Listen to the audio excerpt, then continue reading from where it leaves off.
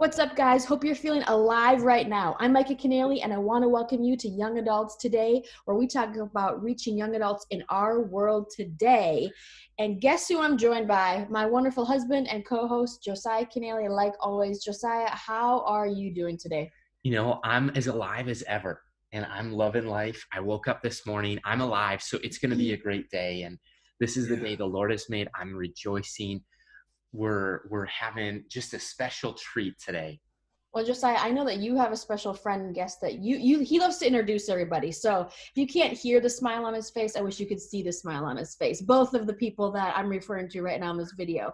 But Josiah, I don't want to take any more time of our special guests or yours. So drum roll, please. Who is our special guest on the other end today? Well, we're joined today on Young Adults Podcast by Rashawn Copeland. And Rashawn is a good friend of ours. He's actually one of my favorite people on planet Earth and one of the closest voices of encouragement in my life. Wow. And Rashawn is a minister who writes and a writer who preaches. He's an evangelist, an author, a part-time Army medical officer who serves our country, and he's a full-time father. So Rashawn truly carries and embodies joy and the love of the gospel. The Copelands is a family that consists of Rashawn, his wife Denisse, and their 3 kids. They're a beautiful blended family. They stand firmly in who God has called them to be, and they're committed to the heart of the Father. So in 2017, they followed God's call back to Oklahoma City, and Rashawn and his wife Denisse have founded a digital outreach ministry, which is called Walls Ministries.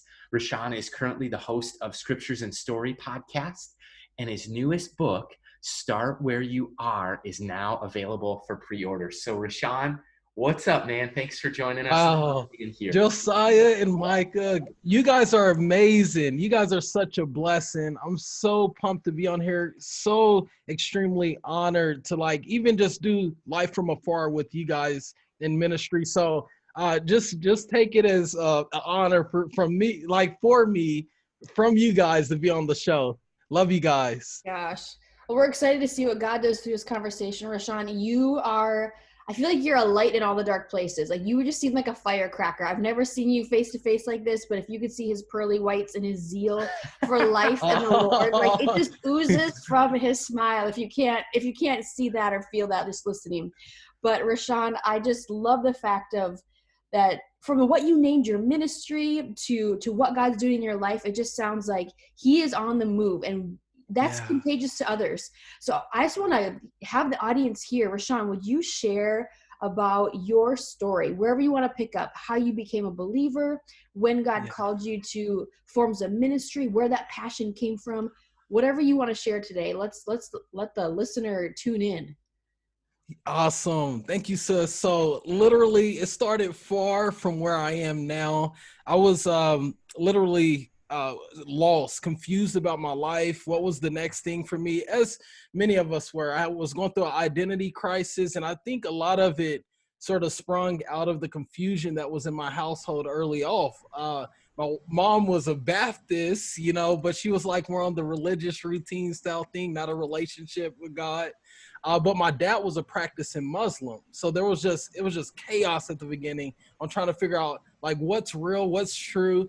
And then sort of somehow, some way, the Lord began to, take me through different seasons where I thought they were just defining moments. And, when I was in elementary school, I was sexually abused. And then fast forward, I was shot down at age 17. All these were eye-opening moments where it really opened up my eyes to the reality that I'm a finite, futile being, and there's going to be eternity. There's going to be another side of this, and it's going to happen whether I'm ready or not. And there's something, that was just I was in awe about, hey, this is for real. I got to figure this out. Who is God and who created me? Why am I here? And I sort of started my journey from there, but I drifted away at another point. But I'll share about that if we get to it. Wow. That's amazing, Rashawn. And your story is one of hope It's one of overcoming. Mm. It's really a powerful testimony of courage and just the faithfulness of God, where he's met you right at the beginning. And just knowing you talking online and just texting back and forth a lot, I know that there's a message that's stirring in your soul, and it's about to, the torpedo, that it is about to hit the world. And Yeah. we're ready for it. We're here for it. Oh. You talk about this book, Start Where You Are, and this message that's been stirring in your soul that's about to be released. Yes, bro, I would love to share about it. One, it's a message. I feel it was a fresh download from heaven, but that doesn't make anything special about me at all. It's just the reality of so many people I've crossed in ministry, including you guys. Like, we've all started somewhere and God met us there. But not only that, the miracle was that he loved us through what we were going through, and he loved us. He led us out of it. And I think this is the message that's so true and consistent throughout the whole Bible. You look at Apostle Paul, you look at everyone, Peter, the fisher, who became a fisher of many men. He met us all where we were, and some of us in radical ways and some of us in really subtle ways. But I think here's what remains true. We're rescued radically to rescue radically. Amazing. And I think that's what we all need to just circle back around with. One, introspectively ask ourselves the critical question, how am I describing my walk with God right now? Like, one, we don't start where we don't start where we wish we were, but we start where we actually are, which is broken. And we acknowledge that and sinful, in need of a savior. And then from that point, God begins to do what he promises to do, is to, change us and transform us as we walk with him. And that's what happened to me. So that's my message. You're not too far to be reached if you're listening. You may be walking with the Lord for a long time, but you just need, a new fresh wind, a new fresh fire, which I love that book by Jim. Jim out of New York. I love that book. Yeah, so powerful. But you may be in a season where your relationship is vibrant or stagnant or non-existent, but wherever you are, you're not too far to be reached. You're not too broken to be fixed, or you're not too dirty to be cleansed. Like, God is meeting you there. So that's where that message birthed out of, and how he's, longing to meet us where we are all the time. I think it's the image that I get, Rashawn, is the fact that God is like, he's in control of it all, and he's constantly calling us to deeper levels of intimacy with him. But first and foremost, it starts with a relationship. And I just get this image of, we all have a life. If you're a believer, we all have a life raft to throw out to somebody around us, right? Meaning, like, we are not the life raft, but we have that answer, and that is Jesus Christ. Like, he wants to save us where we're drowning. He wants to redeem us where things have been, lost or broken or stolen. And we know that you are definitely an influencer. Everywhere you go, seriously, you are constantly spreading the light. And from TikTok to Instagram to daily devotions of Bible verses and any other creative way that God is downloading how to share the love of Christ with others. So, Rashawn, my question for you is, would you be willing to share a typical day in your life on social media and in person? And how do you spread the light and love to those around you every day and everywhere you go? Because you're contagious, whether you know it or not. That's so kind of you guys. And I do have, again, I think it's just this, there's days I have tears. There's days I struggle. Like, there's this joy now because I'm with you guys. Like, there's times I struggle. Ask my wife, like, where I'm just conflicted. I mean, there's so much resistance, especially when we're going out and we're pushing back darkness. We're sharing this hope. We can sort of go back to that disappointment, that discouragement, the doubt, and all these different things that cause us to drift from God. But the way I start my day every single day that's been so huge for me is really just mirroring what Jesus did. A great while before day, he would go off into a solitary place to pray. But I've had all these different things that tried to get in the way of that time, like my cell phone, for instance. Like, it'd be right next to my bed, and sometime I'll jump on the phone rather than phoning home to the Father. Mhm. And sort of those things are crucial. The first steps and the smallest steps in the beginning of the day uh, can be the biggest steps of the day. And I've been just trying to stay in that secret place in the morning just to get my perspective right before the kids get up, before my wife begins to start her day as well, where the voices are just out besides his, and hear that still small voice. But it's not like that all the time. I want to be clear with that because, um, I mean, that's something I fight for every week, every moment, Yeah. every day. But there's, I would say, some of the greatest things throughout the day that sort of, spur me on is just being connected with him, even if I didn't get into the secret place, being able to sort of live and walk with him and not get too far ahead of him. And I think one of my biggest problems is trying to put ministry before building the man, or building the ministry before trying to, build the man. And God's been slowing me down a lot in different ways on that. So I got plenty of struggles and just staying connected to the vine. But I would just say what helps me a ton is, keeping my perspective on Christ and walking throughout the day with amazing believers like yourselves coming alongside me, encouraging me in the deep places where I need it most. Really helps me and propels me into my purpose deeper in knowing God and spending time in his presence. So, yeah. Well, Rashawn, every time I'm around you, I just get happy. I just get filled up with joy, and I'm blessed. And I think of a couple events that we've attended together. Um, and also just like there's moments where my phone will light up with a message, and I'll listen Yes. to a voice memo or an audio message or a phone call. And you have this ability to encourage and inspire and share faith and build others up and exhort, and kind of a Barnabas in the faith Mhm. where he was the son of encouragement. And I just look at also, I'm not alone in being encouraged by you. Can you talk for a second about TikTok and Bible verse daily and Oh, sharing your faith? And just yeah. will you talk a little bit about like Yes. you're maybe going to the drive-through, you're picking up your kids McDonald's, and God will give you a divine appointment. Can you talk about that a little bit? Yes, bro. Early off this year, I had a crazy dream.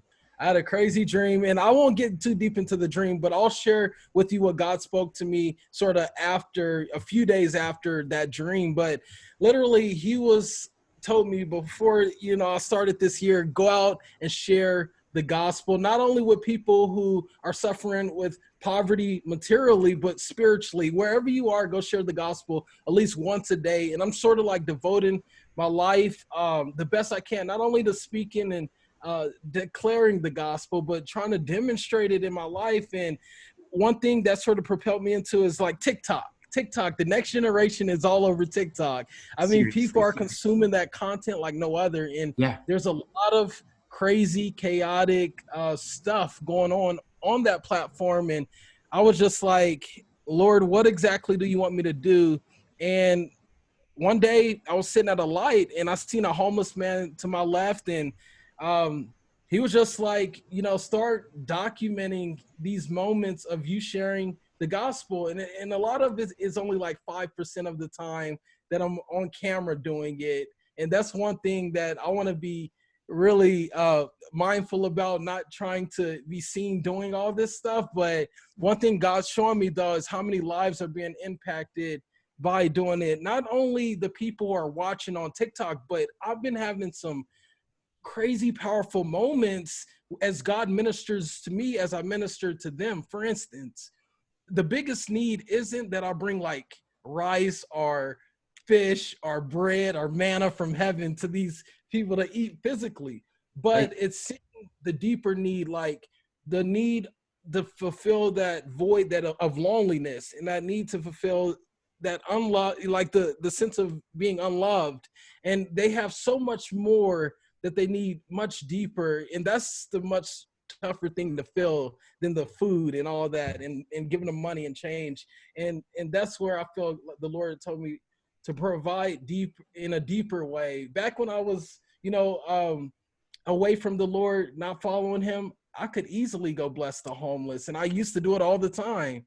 And it's just something deeper when Christ is on that, attached to what we give, because that's eternal value at that point. And that's what I want to be driven by at the end of the day. Make it count on not only for today, but for eternity, these conversations that I have with them. I know I'm talking a lot, but yeah, Oh, that's great. Yeah. I love it. That's just sort of my drive behind TikTok. Well, and it's crazy. I'll just add a comment because you didn't say it, but it's like these videos took off, and there are now an equal number of TikTok users, 1 billion, as Instagram users, 1 billion. What? Yep. That just happened? That just happened. And Wow. Rashawn, but you were like a first mover, and TikTok is like a darker platform, but there's like 500,000 people watching you on TikTok every day. And there's like millions of people who've liked and viewed your videos. And that's just, I just want to shout that out of like, there, wherever it's dark, there needs to be light. And this generation, we want to double down on where they're at. So yeah, I think one fun thing, we just interviewed somebody a couple days ago, and they had said, we asked the question, if you could leave young adult leaders and influencers with one word of advice, what would you leave them with? And he responded with the fact that hey, be mindful and aware that whatever platform in social media that God has asked you to steward, you will have to stand before him and ask and like answer to. So it's like how we use social media or how we use our cell phone, whether it's the deep, dark web, and it could be, you know, pulling our hearts further away from Christ, or it's drawing other hearts closer to Christ. Yeah. I think that is the weight that our generation, well, you're a millennial or Gen Z, or, you know, you're in that realm of young adult ministry and influencing, is to recognize that, wow, not only do my words carry weight, but my actions and my posts and my social media responses or rants are setting people's hearts up to receive the gospel, or to say, hey, I've seen that, I want nothing to do with it, you know, but to be able to see the light in all the dark places. And I'll share one more thing. I had a pastor, and he's now a doctor and everything in ministry. And he would say, every time I post something, he would ask himself, why am I posting this? And what are my heart's intentions? Wow. So it was his filter of saying, hey, am I going to post this Bible verse because I want people to like it? Am I going to get online because I want people to like me? Am I posting to brag about my family or what God's doing? Yeah. And am I robbing God of the glory in that process? So anybody who has a social media platform, as a listener, whether you have 10 people or 10 million people following you, not only are we recognizing that our words carry weight, but our social media platforms reveal the condition of our heart. And I think that for me is like, God's asking a lot of us to step into that and to steward it well, but keeping not even in the back of my mind, but in the forefront of my mind, I'm going to have to stand before the Lord and say, okay, Lord, I did steward it well, or I did not steward it well. So true. Just that account factor. So it makes me think of just the influence of anybody who's listening to take that into account and be, whoa, you know, like that, that's a big burden to recognize, but obviously we hand it back over to Christ every time. So those are just some of my thoughts. Sorry if I was sharing. So good. That's so good and convicting. It's very convicting, especially from my end. Like, and I'm thinking, like, I was literally just talking, it was to my wife and a couple more people last night, but we will have to give an account for every single, you know, idle word that we, you know, that proceeds out of our mouth. Whatever we do, we're going to have to give an account for. And this is why I think what you said is so huge as far as what's the motive behind what we do.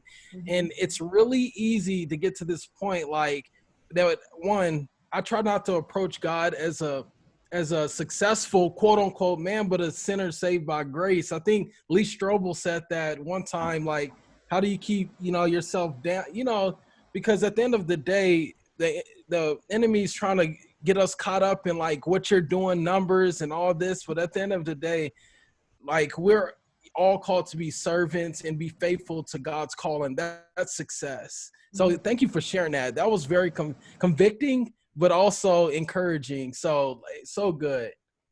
Well, Micah.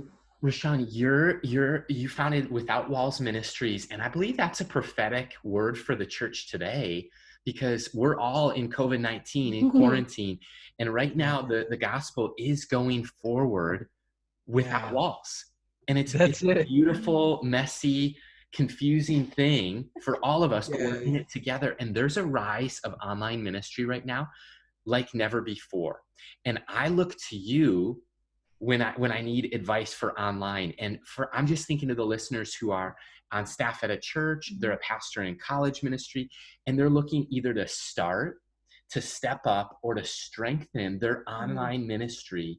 What advice do you have for them today amidst coronavirus?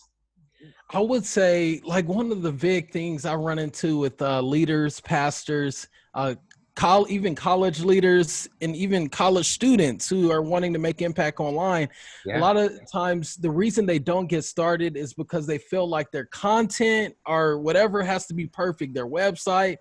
And this is not what the generation is looking for that we live in. They're not looking for perfect. They're looking more for real. Like, if you would just go on there and be honest and get started, just be honest and take heed, like, to the words that you speak, of course, like we were just talking about, but get started, share your story, share what you believe in. Began to do as Matt Brown say, speak the truth in love. Like, I've been hearing your guys' episodes with Matt Brown. That was a phenomenal episode, by the way. So we love him. Love you. Yeah.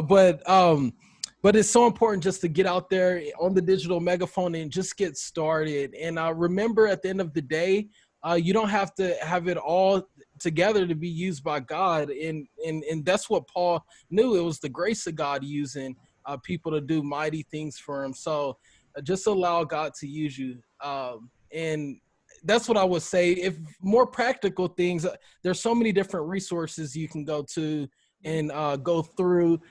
I would say, open network with Life Church is great. Or there's amazing, what is it, Church something online, or I forgot his name, Church Social Media Online. But there's there's tons of resources on YouTube a pastor can go to and get encouraged. So yeah, I would encourage you guys out there to do that as well. But get started. That's what I would say. I think that's the biggest apprehension most people have, right? It's like going to the gym. I want to be in shape, but I don't want to drive to walk through the door to feel like a failure before I get there. And I think sometimes what holds people back, even in the realm of ministry, of saying, I have a testimony, God's put it on my heart. I don't necessarily know how to share it, but I want to rally some people around me to filter through or to process. What does that mean? What does that look like? To be real, to be raw, to be authentic without sharing, too much. Exactly. But finding that healthy medium of, like, you can be redeemed, you can be set free, you can start a ministry that God has placed on your heart. And Rashawn, we've come to one of our favorite parts of our episode. Okay. And this is where you get to be real and raw with us. How does that sound? So that sounds good. We have 5 final thoughts that we want to hear from you. So it's 5 and 5. So we're going to ask you 5 questions in 5 minutes.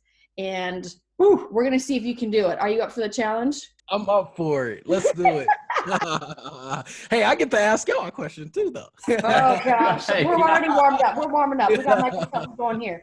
All right, Rashawn, kicking it off. Number 1, if you could describe yourself in 3 words, what would they be? I would say hard-headed one at times. Ask my wife. You have that helmet on right now, right?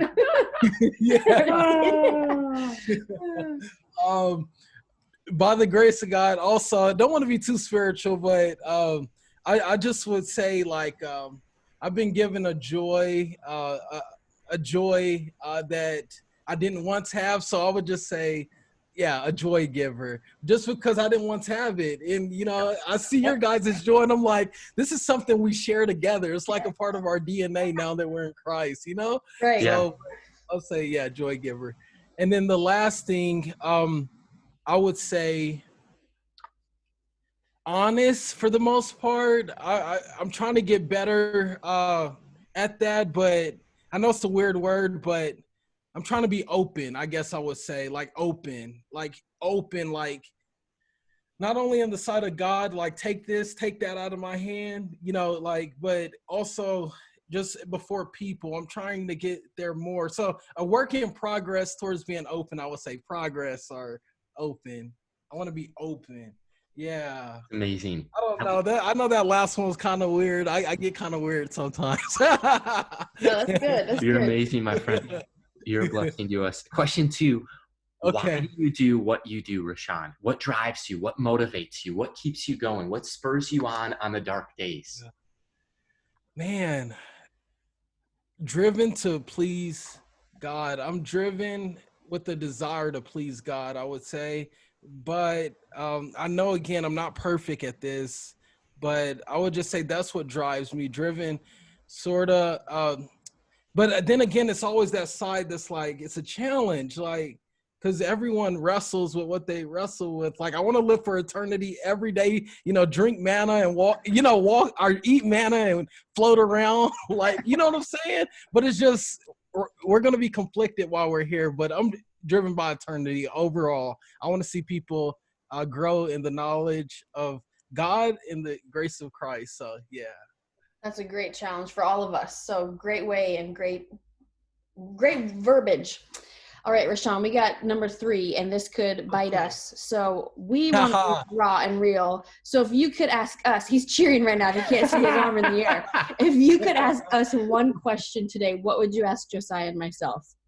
Perfect.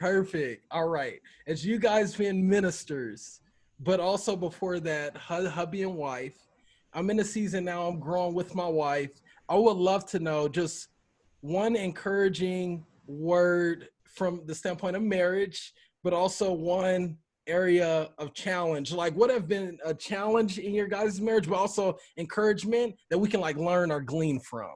Right. That's great. It's gold. Okay, you want to go first? Sure. Okay. You know, Rashawn, I love you and Denisse so much. And Micah and I are blessed that we get to do life together. Like, we're best friends. Yeah. And so the blessing side of that is I'm a he, she's a she, and then there's a we. And so when it comes to ministry, there are things that I'm passionate about that, since it's important to me, it also becomes important to Micah. I've learned that there was things that I didn't even think about a few years ago before I met Micah, or before we got dating, engaged, married. Mm-hmm. And now, because it's important to her, it means the world to me, and her passions rub off on me. Mm-hmm. But then we get to do it together. And I'd say with that, the only challenge that I can think of is, you know, there are moments where I'm down, where I'm discouraged, where I've even felt like giving up. But then those are the moments where Micah has carried me through. Mm-hmm. And so I think the challenge is selfishness. The challenge is a tendency to want to maybe have things, quote unquote, my way. But then the blessing is we're better together. That's what I'd say. I don't know. What about you? So good, bro. Yeah, I would say one challenge that I think every marriage faces, no matter how good of a communicator you are, no matter how close you are to Jesus, no matter how much you love each other, whatever you want to say, is to be in constant cadence with each other. So it's like getting on that tandem bike when one wants to hit the brakes and the other one is like keeps pedaling and you go nowhere. I think to have that line of communication, to recognize that each one of us are, you know, on this bike, or if you're on a solo bike, each one of you represents a pedal, and you're trudging through whatever you're going through, or you're cruising, and to recognize like we need to constantly have this cadence. Like there's no time to not, you know, remain heaven-minded. There needs to be a heaven-minded urgency in both of our hearts as the he, she, and we. And as we pedal forward, nothing can stop us. And I think that leads to the word blessing. The blessing word that I would give, or the encouraging word that I give the audience, is recognizing that the person that you chose to marry, you chose to love, you chose to lay down your selfishness to, is your teammate. Even when you feel like you're wearing a different jersey, like you are serving the Lord with your teammate. And I think that's the most fun thing to wake up to recognize, like, I chose you, you chose me, and God knew that he chose us together. And when you can understand that, get on the bike and be in cadence with each other, to recognize that you're a teammate, we're for each other, we're not against each other.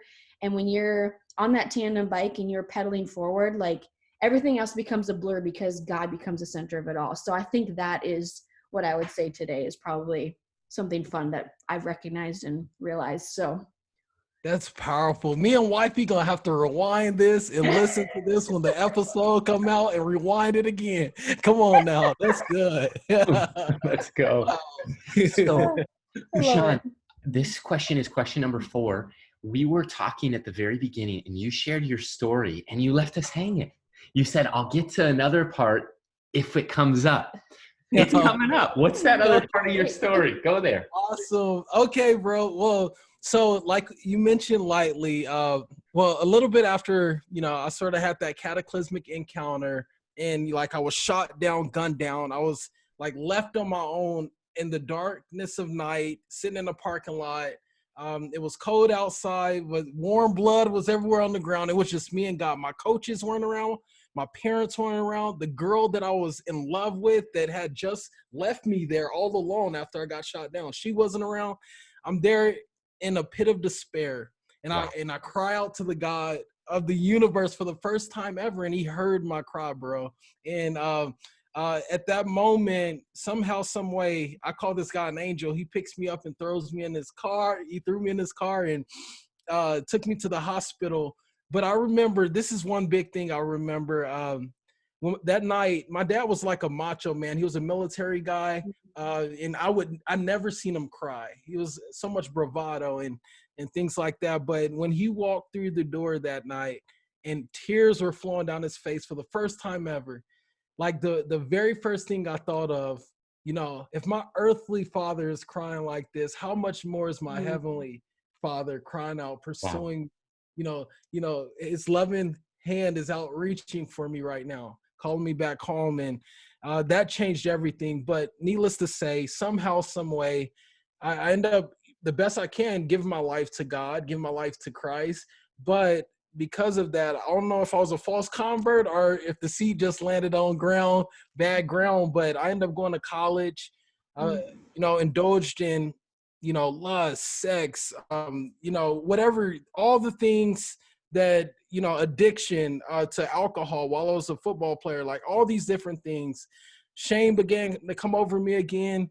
So what I thought I could do is just puff myself up a little bit more, join the military so I can prove to my father that, hey, I can actually join the military just like you, but rank higher than you when I go in as an officer. So I'm going to get admitted into Army Medical School. And when I get to Army Medical School, I'm going to graduate. And all of a sudden, I remember just getting to that point. I'm graduating from Army Medical School, and I'm still feeling this deep, dark void in my heart. From that point, I looked at my phone. This is where social media came in big time. I looked at my phone. I seen a message from a friend that was basically pointing me to my cousin. Hey, he just got this amazing deal where he's on the movie screen with Zac Efron. He played in a movie called The Lucky One, is Zac Efron's best friend. He was in Apple Pie, or American Pie, not Apple Pie. I love Apple Pie though. American Pie, our American Reunion. And then what ends up happening, this jealousy and this envy, but I love my cousin. So I'm like, why is this stuff happening inside of me right now? Like, and then all of a sudden, that's sort of what, hey, cousin, I want to move out there with you to LA. And I sort of packed my bags. I said, put me in the reserves. I'm done with military full time. They put me in the reserves. It was all God's will, sovereign will happening at this point, because he gave me exactly what I wanted at that time. But I didn't know what I was headed towards is what I needed. So I went to LA. I began to get really big on social media. My cousin got me in all the right places with different celebrities, well-known people to this day. And I got an opportunity to be a hype man to a guy named Soulja Boy. I mean, life was good. Bank account was going up. I had a house in the valley, G-Wagon outside, but yet I was still empty. And then I remember there was just one specific night. One of my some of my closest friends told the girl that I was dating, who was the girl of my dreams at this point. She was in law school. She was at USC. Everything I thought lined up to like, this is the type of woman I want. All of a sudden, these guys I was with who knew I was doing her wrong on the back end told her about all my mess was going on. I was cheating on her and different things like that. Needless to say, fast forward, everybody's out of my life again one more time. And this time I was suicidal. I went into the back room, grabbed a pistol, brought the pistol back up to my room, put the gun in my mouth. I'm shaking. I mean, shaking like no other. I feared so much. I feared, one, if I were to shoot myself right now, it's going to take me back to the horror of what I went through if I don't die when I shoot myself. Like that pain, I didn't want to have that wreck the havoc again on my body. Number two is that I'm going to cross over into eternity. And am I ready to meet this God? Right? And then fast forward from there, by the grace of God, the phone lights up and I go to my phone again. And here goes social media again. Swipe right. There's a young lady, the only Christian girl I was following at all. On my timeline, she was the only one ever, a Christian girl. And her post said this: oh, how wide, how deep, how vast the love of God is. And nothing in all creation can separate you from this love that's found in Christ Jesus. As I started reading and reading, I started weeping and weeping. I cried out with all my heart that night. God met me right where I was, right there in the pit of my despair. He was right there, and it changed everything. But here's the crazy thing, and I'll close out right here. The crazy thing is, that night, as I'm laying in my bed, I had an OBE, which is really weird.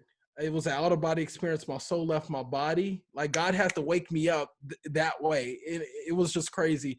But needless to say, when I wake up, I run over, I turn on the light, grown man, throw the cover over my head, and I'm just crying out to God, what do I need to do? I don't know what I need to do. God, what's next? He literally he compels me to look underneath my bed. And in this house, there was a ton of different talents that would be in and out of this house all the time, different actors and actresses, because my agent is the one who got me into this house. But needless to say, there was a suitcase I'd never seen before. I pulled the suitcase out, clap, clap, open it, swing it open, dirty clothes, but on the top, there was a Bible. Guess what book it was? Or guess what? It was a book. It was the Bible. It was the Bible. Wow. Yes. But I swung it open out of nowhere. And this is all like literally step by step. I swung it open, and this is the red letters that stuck out like a headlights of a semi truck. And it said this. It said, Jesus said this. He said, what does it profit a man to gain the whole world, but yet lose his soul? And right there, I was sold out for God from that point, for Christ. I mean, the next steps, I was baby stepping it, and he got me back home. I left everything, went back to Oklahoma City, but it was over from there. But thank you guys for asking about that. I love sharing that story because he really changed me, in that moment, in my darkest spot. So that's amazing, Rashawn. Thanks for going there. Yes, Rashawn, thank you for being open and honest for us and for our listeners. And you probably shared that before. And I just want to encourage anybody, if you've Rashawn, literally been shot down. But I think sometimes in ministry, we can figuratively be shot down. So and true. we can adopt those dark moments along the way, and we can hold on to them, or we can allow the glory of God to shine down and use those dark moments, just like you just did, as a testimony of God's faithfulness, a testimony of God's provision on your life, a testimony of a second, third, however many chances all of us need each and every single day. So I just think that if there's a listener out there who feel like you were in the pits of despair, figuratively, psychologically, mentally, wherever you land on that, spiritually, that God can literally pull you out of the deepest, darkest pit, dust you off, clean you off, and put you on the trajectory and the right road that he has for you. So I don't want to take any more time because we got one more question left. So okay. Oh, sorry if I went long. No. We needed to hear that. Seriously. So, Rashawn, here, we're going to end on this question. If you could tell a group of college pastors and young adult leaders one thing, I'm handing you the mic, what would you leave them with today? I would simply, just because this is something I reflect on all the time. And I think it's just so timely as of right now. I think it goes back to don't hold on to anything too tight, except for Christ. Let all your satisfaction be in him. Even the ministry, even the good things, don't hold on them too tight. That can be your wife, your husband, your kiddos, like your family, all the good things too. But it's just so important that we get to the point where we're like, God, it's all yours. It's all yours. I'm just a steward of what you've given me, and I want to steward it well. And by allowing you to lead me in my stewardship, not trying to control it all. So that's what I would leave each leader out there with. And stay encouraged through this time, this storm. You know, God knows what he's doing. He's still sovereign on the throne. I love it, Rashawn. That's a great note to end on and to leave it with today. And so thank you for a great conversation today, for joining us, Rashawn. Thank you guys, and love y'all. Keep doing what you guys are doing. You guys are the most amazing couple I know. Come on now. Love you guys. Just to close things out, thanks for joining us, listening in. If you're tuning in, you can find out more about Rashawn Copeland, Without Walls Ministry, as well as the newest book, Start Where You Are, when you connect with us on our website at youngadults.today, as well as across social media. We'll be posting the show notes is at Young Adults Today. So until next time, Josiah and Micah here with Rashawn Copeland. Yep. Let your light shine. See you guys.